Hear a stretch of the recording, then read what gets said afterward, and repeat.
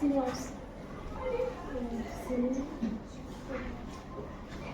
Je suis Gérard. Bonjour tout le monde, je suis Gérard, neurochirurgien à la polyclinique Nouvel Horizon Nantes Latente, spécialisé dans le traitement des maladies et des blessures du système nerveux, notamment le cerveau, la moelle épinière. Mon travail consiste à effectuer des interventions chirurgicales délicates pour soulager les douleurs et améliorer la qualité de vie de mes patients.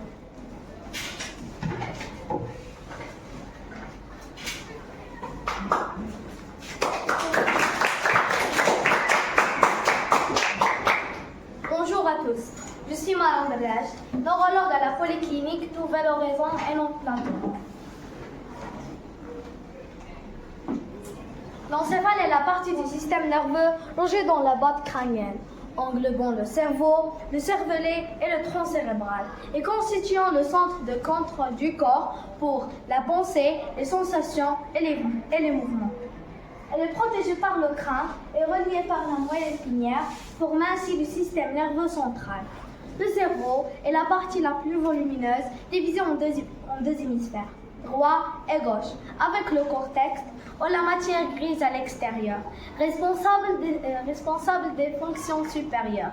Le diencéphale, situé entre le cerveau et le tronc cérébral, incluant le thalamus et l'hypothalamus. Ce dernier relie l'encéphale à l'onde crânienne.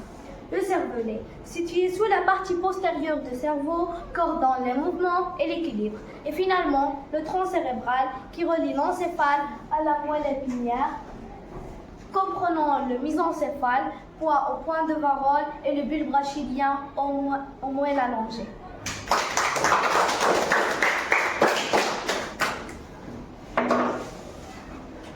Bonjour, je m'appelle Amina, neurologue à la polyclinique Nouvel Horizon. Et aujourd'hui, je vais vous parler du cerveau. Le cerveau est l'organe le plus complexe et fascinant du corps humain.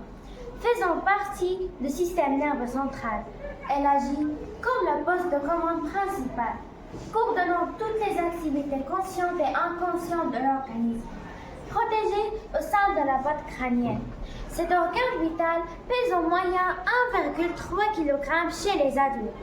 Le cerveau, au cœur du système nerveux central avec la moelle épinière, est le centre de contrôle de toutes les fonctions corporelles, mouvements, sens, émotions, pensées, etc.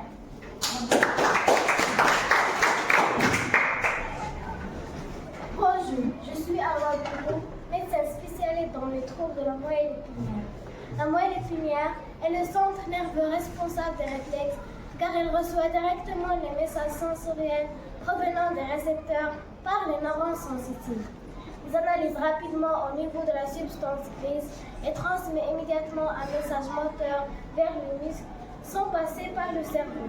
Elle permet alors une réponse automatique, rapide et involontaire appelée réflexe. Je m'appelle René Lemire, pneumologue spécialisé dans le diagnostic et le traitement des maladies respiratoires. Je prends en charge l'asthme, la BPCO, les infections pulmonaires et les allergies respiratoires. L'asthme, tout sifflement, gêne respiratoire, traitement corticoïde inhalé, bronchodilatateur. L'infection pulmonaire, fièvre, douleur, thoracique, traitement antibiotique selon la cause.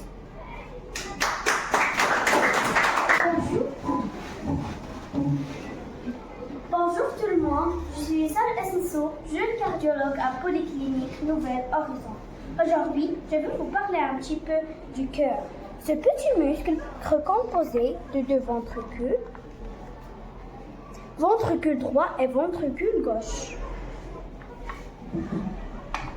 Chargé de pomper le sang vers nos organes et d'assurer la circulation sanguine. Cet organe est situé au milieu de notre corps, ni à droite ni à gauche. Il est vraiment au milieu de la cage thoracique.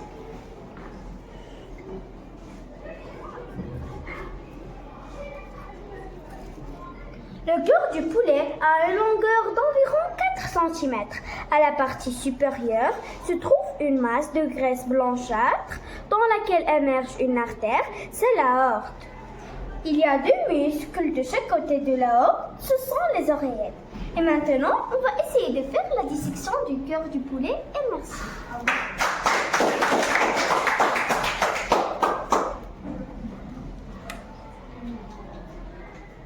Mesdames et messieurs, bonjour. Je m'appelle Pierre, gastrologue à Polyclinique Nouvel-Horizon et Malta. La gastroentérologie est une médecine spécialisée du système digestif. L'œsophage, l'estomac, l'intestin, foie, pancréas, babia, etc. Il couvre des pathologies variées, chroniques, fonctionnelles, cancéreuses, et utilise des techniques d'imagerie et d'endoscopie pour soigner. Le médicament illustré est Odex, 20 mg, qui contient de l'oméprazole et agit en réduction à la protection d'acide gastrique. Merci. La bouche est le début de la digestion, mastication des aliments et sécrétion de la salive qui contient des enzymes pour décomposer les glucides. Le pharynx et l'œsophage permet le transport des aliments de la bouche vers l'estomac grâce à un mouvement péristaltique. L'estomac est le lieu principal de la digestion et de l'absorption. Reçoit la bile du foie et de la vésicule biliaire ainsi que les enzymes pancréatiques et commence la digestion des nutriments comme l'eau, le sucre, les vitamines, les protéines et autres. Le foie sécrète la bile et régule le sang et nettoie le sang. La vésicule biliaire stocke ou libère la bile. Le pancréas sécrète des enzymes pancréatiques et régule le sang. الفم بداية عملية الهضم يقوم بتقطيع الطعام ومضغه وتفرز الغدد اللعابية إنزيمات تساعد على تحليل النشويات. المريء نقل الطعام من الفم إلى المعدة عبر حركة عضلية تسمى التمعج. المعدة خلط الطعام بالعصارة المعدية حمض إنزيمات لتحويله إلى مادة شبه سائلة تسمى الكيموس. الأمعاء الدقيقة تستقبل العصارة الصفراوية من الكبد والمرارة والإنزيمات من البنكرياس ثم تمتص معظم العناصر الغذائية فيتامينات، بروتينات وماء. الكبد ينتج العصارة الصفراوية التي تساعد على هضم الدهون بالإضافة إلى تخزين العناصر الغذائية وتنقية الدم من السموم. المرارة تخزين العصارة الصفراوية وإفرازها أثناء هضم الدهون. الأمعاء الغليظة امتصاص الماء والأملاح المتبقية وتحويل الفضلات إلى براز. المستقيم والشرج طرح الفضلات خارج الجسم. Bonjour, je m'appelle Amine Oudou, un jeune neurologue à la Polyclinique Nouvel-Horizon. L'appareil urineur est un système qui produit, stocke et élimine l'urine. Il est composé de plusieurs organes structurés, notamment les reins, responsables de la filtration des sangs et de la production de l'urine. Urétère, un tube qui transporte l'urine des reins à la vessie. La vessie, un organe creux qui stocke l'urine.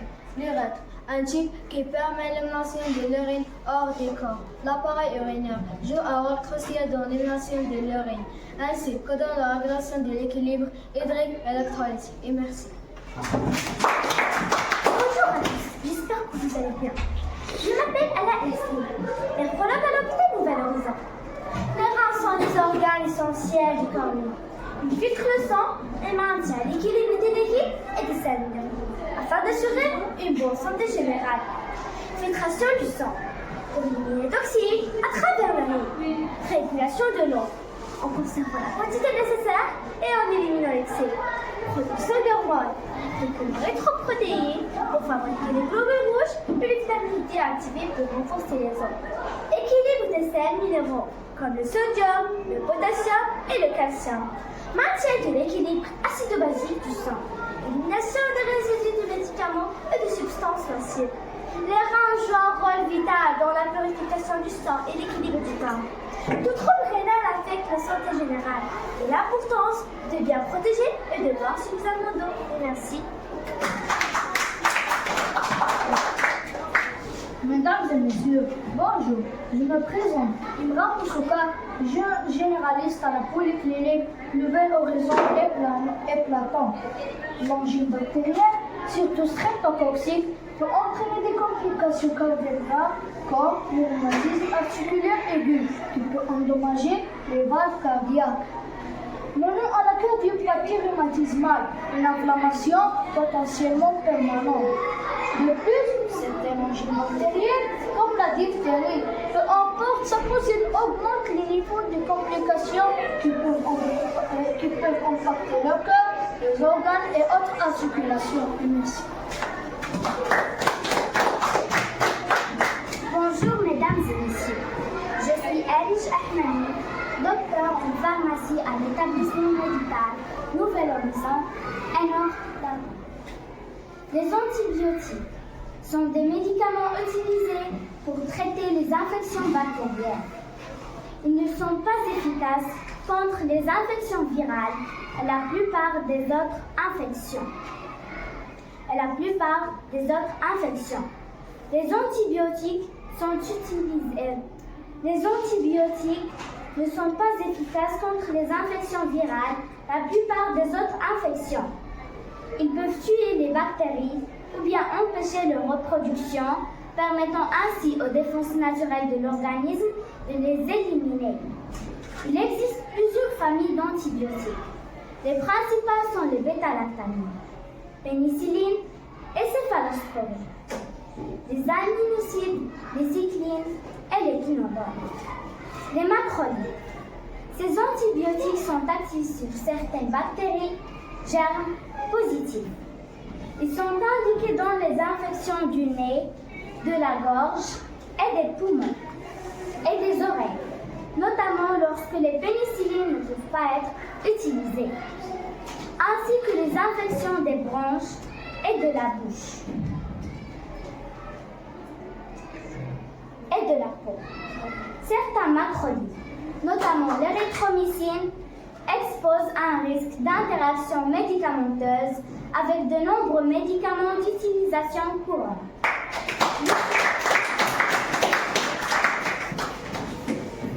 Journaliste à l'école Nouvelle-Horizon.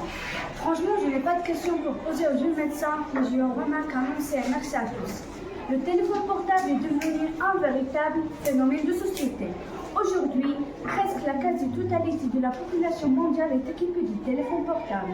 Ainsi, le secteur de la téléphonie mobile a connu de profondes mutations en l'espace de quelques années, ce qui a soulevé de nombreuses questions. Notamment, c'est lié au risque encouru par l'exposition excessive aux rayons forts émis par le téléphone portable peuvent avoir plusieurs effets néfastes. L'échauffement, baisse de la fertilité, les problèmes auditifs, la perturbation de la qualité du sommeil, l'interférence électromagnétique, le cancer du cerveau et l'hypersensibilité électromagnétique. Parallèlement à ces effets, d'autres risques indirectement liés aux rayons forts peuvent survenir comme la détérioration de l'environnement, les accidents par inattention humaine, l'addiction, la contamination bactérienne, les allergies de contact et les brûlures. Qu'est-ce que l'eczéma? L'eczéma est une maladie par une inflammation, des rougeurs, des démangeaisons et une sécheresse cutanée. Quelles sont les causes de l'eczéma? Les allergies, le stress, des produits chimiques comme le savon et des facteurs héréditaires. Traitement médical. Crème à base de corticoïdes prescrite par un médecin, antihistaminique pour calmer les démangeaisons, traitement spécifique dans les cas sévères. Remèdes naturels comme huile de coco, aloe vera, vin à l'avoine.